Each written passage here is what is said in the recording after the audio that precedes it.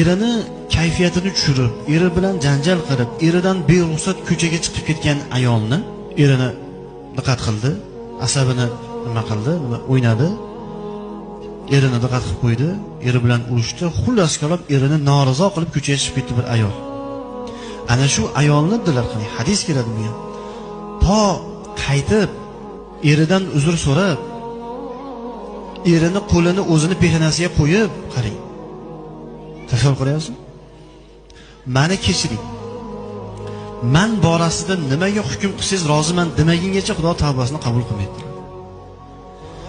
Mana shu paytgacha ayol kishi, ya'ni uyga qaytib shu erini qo'lini ayol kishi o'zini peshonasiga qo'yib, meni boramda nima hukm qilsangiz roziman, meni kechiring, mendan o'tibdi deb uzr so'ramagunigacha bu ayolni Alloh tavbasini qabul qilmaydi. Namoz o'qisa qabul emas, duosi boshidan bir qarich ko'tarilmaydi ham. Tog'dek tillo kumushlarni sadaqat qilsa ham qabul basdilar qarang. Bu ayollarimiz eshitadigan gap, lekin erni haqqi shunaqa ulug'.